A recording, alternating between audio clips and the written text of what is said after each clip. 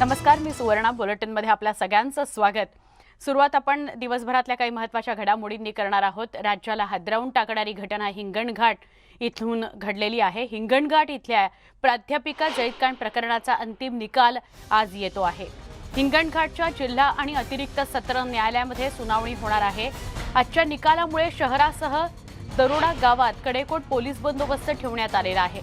आजच्या निकालाकडे सगळ्यांचं लक्षही लागलेलं आहे। हिंगणघाट जळीतकांड प्रकरणी आज सुनावणी होते आहे। न्यायालयाच्या निकालाकडे सगळ्या राज्याचं लक्ष लागलेलं आहे। हिंगणघाटच्या परिसरामध्ये खूप मोठ्या प्रमाणात पोलीस बंदोबस्त वाढवण्यात आलेला आहे। आजच्या सुनावणीकडे सगळ्यांचं लक्ष आहे। दरोडा गावात पोलीस बंदोबस्त ठेवला गेला आहे।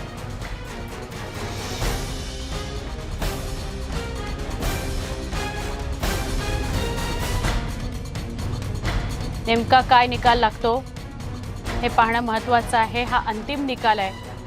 3 फेब्रुवारी 2020 ला पीडितेवर हल्ला झालेला होता। ती कॉलेजला जात असताना तिला पेटवून देण्यात आलं। 10 फेब्रुवारीला उपचारादरम्यान तिचा मृत्यू झाला। 6-7 दिवस ती मृत्यूशी झुंज देत होती। आरोपी विकेश नगराळे याला अटक करण्यात आली। सरकारकडून उज्ज्वल निकम यांची नियुक्ती करण्यात आली। आतापर्यंत 29 साक्षीदारांची साक्ष नोंदवून घेतली गेलेली आहे। आरोपी विरोधात 426 पानांचं आरोपपत्र दाखल करण्यात आलं।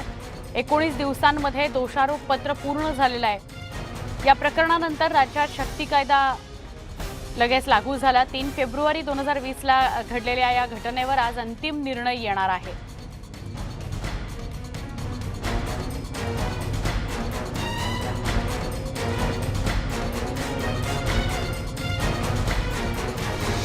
आरोपी विकेश नगराळे याला अटक झाली आणि आज अंतिम सुनावणी होईल। विशेष सरकारी वकील उज्ज्वल निकम हेच या सगळ्या प्रकरणामध्ये सरकारी वकील म्हणून काम पाहत होते। आमचे प्रतिनिधी नरेंद्र मते यांच्याकडून आपण अधिक माहिती घेऊया। खूप धक्कादायक घटना होती नरेंद्र, ही अख्खा महाराष्ट्र हादरला होता या घटनेनं। त्यानंतर नगराळेला अटक झाली। आज अंतिम सुनावणी आहे। सगळ्या महाराष्ट्राचं लक्ष लागलेलं आहे। काय अधिक माहिती द्याल? नक्कीच ही जी घटना होती ती अत्यंत हृदयद्रावक होती आणि पालकांपुढे एक विचार करायला लावणारी घटना होती। 3 फेब्रुवारी 2020 ला ही घटना नंदोरी चौक हिंगणघाट येथील नंदोरी चौकात घडली होती। विकेश नगराळे या आरोपीने तिच्या अंगावरती पेट्रोल टाकून तिला जाळलं होतं आणि त्यानंतर मात्र पूर्ण राज्यासह देशामध्ये आगडोंब उसळला होता। पुन्हा विशेष म्हणजे जो तिला पेटवून दिल्यानंतर नागपूर येथे तिला ऑरेंज सिटी रुग्णालयामध्ये उपचारार्थ दाखल करण्यात आलं होतं आणि 10 फरवरीला तिचा करुण अंत झाला होता। त्यानंतर मात्र तिची फास्ट ट्रॅक कोर्टामध्ये केस चालवावी याची मागणी सर्व स्तरातून सुरू झाली होती आणि त्यानंतर मात्र सरकारने एक निर्णय घेत फास्ट ट्रॅक कोर्टात केस दाखल केली होती। उज्ज्वल निकम यांची नियुक्ती करण्यात आली होती। त्यावेळच्या उपविभागीय अधिकारी आणि तपासी अधिकारी तृप्ती जाधव यांनी 426 पानाचे दोषारोपपत्र जे आहेत ते 18 दिवसात पूर्ण करून न्यायालयात दाखल केलं होतं आणि त्यानंतर जी सुनावणी सुरू झाली 63 सुनावण्या झाल्या या प्रकरणामध्ये आणि 29 साक्षीदार तपासण्यात आले आहेत, त्यांची साक्ष नोंदविण्यात आलेली आहे आणि आज कुठेतरी आज हा निकाल येणार आहे। उद्याला तिला 2 वर्ष पूर्ण होणार आहे। तिचा मृत्यू 2 वर्ष पूर्ण झालेली आहेत आणि आज कुठेतरी हा निकाल येणार आहे। कोरोनाच्या काळामुळे हा निकाल लांबणीवर पडला होता। जवळपास 9 महिने हा निकाल थांबला होता आणि आज कुठेतरी या निकालाची आता उत्सुकता लागलेली आहे। सर्व स्तरातून निकाल काय येते हे पाहिल्या जात आहे। आज हिंगणघाट शहरासह दारोडा गावात पोलिसांचा बंदोबस्त लावण्यात आलेला आहे। कोणताही अनुचित प्रकार घडू नये, जमावबंदीचा आदेश लागू करण्यात आलेला, पोलिसांचा कडेकोट बंदोबस्त ठेवण्यात येणार आहे आणि वरिष्ठ अधिकारी सुद्धा या ठिकाणी दाखल होणार आहेत। नक्की. विशेष सरकारी वकील उज्ज्वल निकम काम पाहत होते या सगळ्या प्रकरणामध्ये. सरकारच्या बाजूने ते या सगळ्या केसमध्ये होते. त्यांच्याकडून या दरम्यानच्या काळात म्हणजे पुन्हा ही केस सुरू झाल्यानंतर आजपर्यंतच्या कालावधीमध्ये घडलेल्या घडामोडींविषयी काही प्रतिक्रिया व्यक्त करण्यात आली आहे का? प्रतिक्रिया म्हणजे जे 5 तारीख देण्यात आली होती ते 5 तारीख जेव्हा 9 तारीख देण्यात आली त्यावर मात्र कुठंतरी सामाजिक क्षेत्रातून काही प्रतिक्रिया उमटल्या होत्या की तारीख का लेट करण्यात आलेली आहे, 1 तारीख का देण्यात आलेली आहे, निकाल तर तयार आहेत, अंतिम निकाल देण्याचा 5 तारीख जाहीर करण्यात आली होती, मात्र 9 तारीख का देण्यात आली यावरून चर्चेला वाव मिळाला होता. मात्र आज कुठेतरी ही तारीख नक्की झाली आहे आणि आज निकाल येणार म्हटल्यावर आता सर्व स्तरातून या निकालाची वाट पाहिल्या जात आहेत. त्याला काय फाशी दिल्या जाते की जन्मठेप दिल्या जाते याकडे आता सगळ्यांचं लक्ष लागलेलं आहे. नक्की. नरेंद्र, आभार आपण सविस्तर माहिती दिल्याबद्दल. सुनावणी फार महत्त्वाची आहे, त्यामुळे सुनावणी संदर्भातले सगळे अपडेट्स अर्थात तुमच्याकडनं घेत राहू. सिंधुदुर्ग जिल्हा निवडणुकीदरम्यान जिल्हा बँकेच्या निवडणुकीदरम्यान शिवसेनेच्या संतोष परब यांच्यावर झालेल्या हल्ल्याप्रकरणी न्यायालयीन कोठडीत असलेल्या भाजप आमदार नितेश राणे यांच्या नियमित जामिनाकरता सिंधुदुर्ग न्यायालयामध्ये काल सुनावणी पार पडली. न्यायालयाने दोन्ही बाजूंचा युक्तिवाद ऐकून घेतला. आज निर्णय सुनावला जाणार आहे. आमदार नितेश राणे यांना जामीन मिळणार का नाही मिळणार हे आज स्पष्ट होईल. दरम्यान नितेश राणे कोल्हापुरामध्ये उपचार घेत होते. नितेश राणेंचा कोठडीतला मुक्काम वाढणार की त्यांच्या जामिनावर सुनावणी होऊन त्यांना जामीन मिळणार हे बघणं महत्त्वाचं ठरणार आहे. सिंधुदुर्ग सत्र न्यायालय आज निकाल सुनावणार आहे. काल दोन्ही बाजूंचा युक्तिवाद कोर्टानं ऐकून घेतला.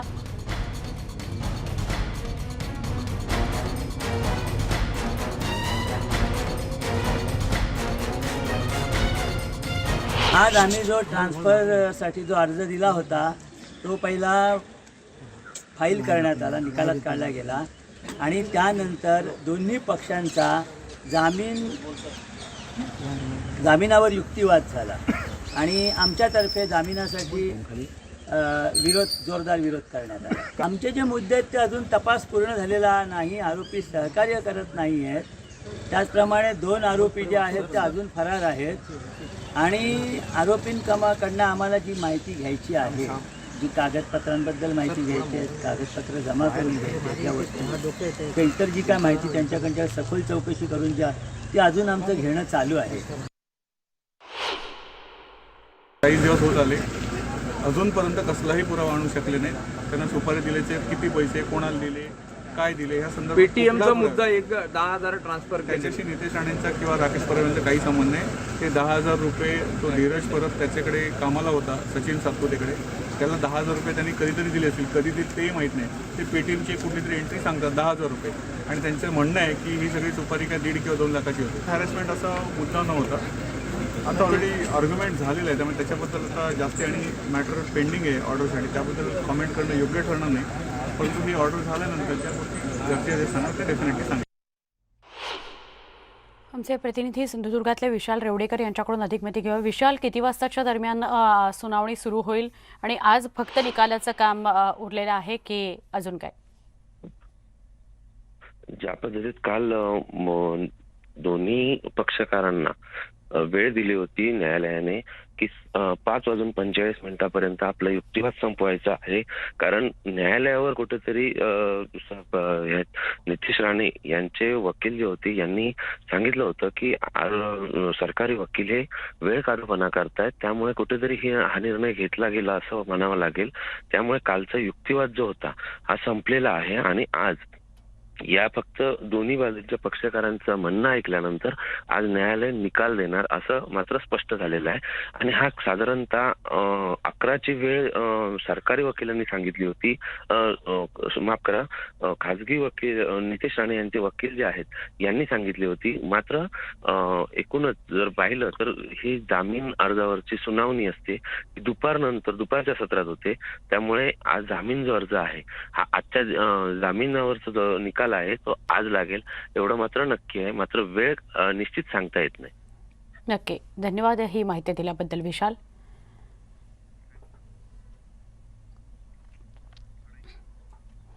बारावीच्या विद्यार्थ्यांना प्रवेशपत्र मिळणार आहे. आजपासून हे प्रवेशपत्र मिळणार आहे.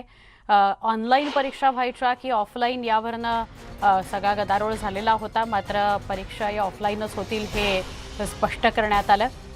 आता आजपासून प्रवेशपत्र, बारावीच्या ऑफलाईन परीक्षांचं प्रवेशपत्र मिळणार आहे. बोर्डाच्या वेबसाईटवर हे प्रवेशपत्र मिळणार आहे. शिक्षण मंडळानं ही माहिती दिलेली आहे. शाळा आणि महाविद्यालयांमधून प्रवेशपत्राची प्रत सुद्धा मिळणार आहे.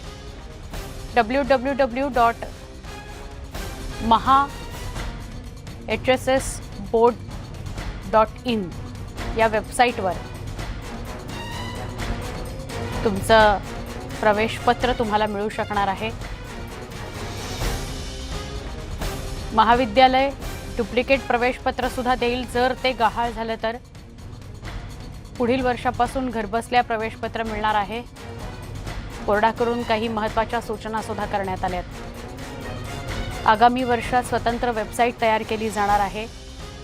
प्रवेशपत्रावर चूक असेल तर दुरुस्ती करता येणार आहे आणि ही दुरुस्ती महाविद्यालय करू शकणार आहे.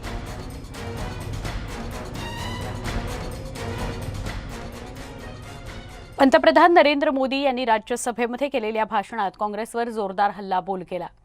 काँग्रेसनं देशाचं वाटोळं केलं अशी घणाघाती टीका करण्यात आली आहे. दरम्यान काँग्रेस नसती तर आणीबाणीचा कलंक लागला नसता, काँग्रेस नसती तर घराणेशाहीला आळा बसला असता, तसंच काँग्रेसमुळे देशाचं मोठं नुकसान झालेलं आहे. काँग्रेस नसती तर जातीवाद, जातीयता संपली असती, काँग्रेस नसती तर शिखांचा नरसंहार झाला नसता, अशी टीका नरेंद्र मोदी यांनी काँग्रेसवर केली.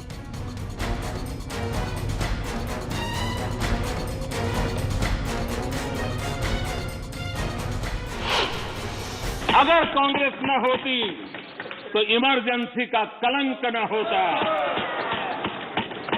अगर कांग्रेस न होती तो दशकों तक करप्शन को संस्थागत बनाकर नहीं रखा जाता, अगर कांग्रेस न होती तो जातिवाद और क्षेत्रवाद की खाई इतनी गहरी न होती. लता मंगेशकर जी के छोटे भाई पंडित हृदयनाथ मंगेशकर जी, गोवा का गौरवपूर्ण संतान, गोवा की धरती का बेटा, उन्हें ऑल इंडिया रेडियो से निकाल दिया गया. वो ऑल इंडिया रेडियो में काम करते थे और उनका गुनाह क्या था? उनका गुनाह ये था तो उन्होंने वीर सावरकर की एक देशभक्ति से भरी कविता की ऑल इंडिया रेडियो पर प्रस्तुति दी थी. आप देखिए. पंतप्रधान नरेंद्र मोदींनी आपण विचारलेल्या प्रश्नांची उत्तर दिली नाहीत असा टोला काँग्रेसचे नेते राहुल गांधी यांनी लगावला. आम्ही सत्य मांडलं त्यामुळे भाजप घाबरली अशी टीका राहुल गांधींनी केली. डरते हैं थोड़ा कांग्रेस से, थोड़ी घबराहट है क्योंकि कांग्रेस सच्चाई बोलती है. उनका पूरा मार्केटिंग का धंधा है, उनके रिश्ते हैं, उनके मित्र हैं, तो झूठ फैलाया हुआ है, तो अंदर डर तो होगा. और वो दिखा, वो पार्लियामेंट में दिखा, मतलब पूरा का पूरा भाषण कांग्रेस के बारे में, कांग्रेस ने क्या नहीं किया, जवाहरलाल नेहरू, इनके बारे में. मगर बीजेपी ने जो किया, उनके जो वायदे थे, उनके बारे में तो प्रधानमंत्री ने कुछ बोला नहीं. तो कुछ ना कुछ तो है, डर तो है. गोव्यामध्ये सध्या विधानसभा निवडणुकीची रणधुमाळी सुरू आहे. गोवा विधानसभा निवडणुकीसाठी भाजपनं जाहीरनामाही प्रसिद्ध केलाय. भाजप नेते नितीन गडकरी यांच्या हस्ते हा जाहीरनामा प्रसिद्ध करण्यात आला. यावेळी भाजपचे गोवा प्रभारी आणि महाराष्ट्राचे विरोधी पक्षनेते देवेंद्र फडणवीसही उपस्थित होते. या जाहीरनाम्यात प्रदूषणमुक्त गोव्याचा संकल्प भाजपनं केलाय. गोव्यात आंतरराष्ट्रीय फुटबॉल स्टेडियमही उभारण्याची घोषणा भाजपनं केली आहे. यासह गोव्याच्या विकासाच्या अनेक घोषणांचा या जाहीरनाम्यामध्ये समावेश आहे. केंद्रात राज्यात भाजपची सत्ता असल्यामुळे आमच्याकडे डबल इंजिनची ताकद असल्याचं भाजपनं म्हटलंय.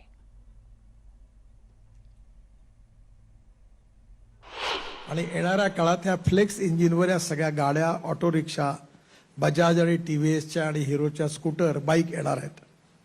याचा अर्थ असा आहे की 80 रुपये पेट्रोलची गरज नाही, एक प्रकारची धूळफेक आहे, कारण 62 रुपये लिटरनी बायो इथेनॉल पेट्रोल गाडीत टाकता येणार आहे.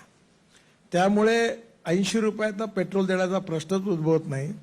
62 रुपयावरच पेट्रोलचा भाव म्हणजे इथेनॉलचा भाव येईल आणि त्यामुळे येणाऱ्या काळात हे ग्रीन फ्युएलही आहे. पेट्रोलमुळे प्रदूषण होतं आणि याच्यामुळे प्रदूषणही होत नाही आणि त्यामुळे याच्यामध्ये गोवा हे प्रदूषण मुक्तही होईल आणि पेट्रोल घेण्याची वेळच राहणार नाही, हेच मगाशी मी त्यांना सांगितलं. देवेंद्र फडणवीसांनी काय प्रतिक्रिया दिली तीही बघूयात. भाजपच्या जाहीरनाम्यामध्ये जे 22 संकल्प या ठिकाणी घेण्यात आले आहेत ते खऱ्या अर्थानं गोव्याकरता आणि गोयकरांकरता अतिशय त्यांना विकासाच्या मार्गावर नेणारे आहेत. एकूणच जर हे 22 संकल्प आपण बघितले तर आधुनिक गोव्याकरता आणि गोव्यातल्या महिलांना, गोव्यातल्या युवांना, गोव्यातल्या बुजुर्गांना, आता बुजुर्गांकरता 3000 रुपये पेन्शन हे या ठिकाणी दिलं जाणार आहे. त्यामुळे या सगळ्या गोष्टींमुळे लोक अतिशय आनंदाने हा जाहीरनामा स्वीकारतील आणि भारतीय जनता पक्षाला त्या ठिकाणी निश्चितपणे मतदान करतील. गोव्याचे मुख्यमंत्री डॉक्टर प्रमोद सावंत यांनी न्यूज 18 लोकमतला एक्सक्लुझिव्ह मुलाखत दिली. यावेळी त्यांनी मायकल लोबो यांनी वैयक्तिक स्वार्थाकरता पक्ष सोडल्याची टीका सावंतांनी केली आणि लक्ष्मीकांत पार्सेकरांना पक्षानं खूप काही दिलंय, मात्र त्यांनी पक्ष सोडणं वेदनादायी असल्याचं मुख्यमंत्री डॉक्टर प्रमोद सावंत म्हणाले. मायकल लोबो पत्नी प्रथम नेता आहे, कारण त्याला देश प्रथम, राज्य प्रथम, लोक प्रथम असं काही नाही आहे. त्याला त्याची स्वतःची पत्नी प्रिय आहे. त्याला पत्नीला फक्त आमदार करायचं आहे म्हणून तो काँग्रेसमध्ये गेलेला आहे. एक्स CM लक्ष्मीकांत पार्सेकर हे पण लढत आहेत. मला वाटतं ज्याला पार्टीने अध्यक्ष केलं, मुख्यमंत्री केलं, त्याने पार्टी सोडून पार्टीच्या विरोधात अपक्ष लढणं योग्य नव्हतं. त्यांच्यासारख्या नेत्यांना हे शोभत नाही. एक छोटासा ब्रेक, पहा फक्त न्यूज 18 लोकमत.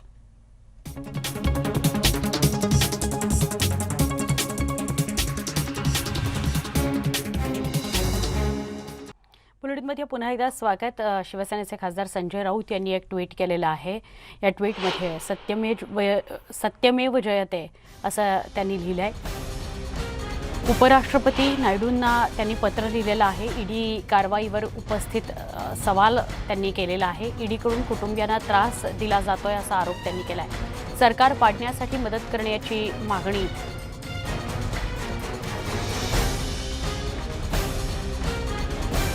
मान्य न केल्यानं कुटुंबियांना त्रास दिला जातोय, ती मागणी केली नाही मान्य म्हणून त्रास दिला जातोय असं त्यांनी पत्रात म्हटलंय. पत्रामध्ये आणखी काही धक्कादायक खुलासे संजय राऊतांनी केलेले आहेत.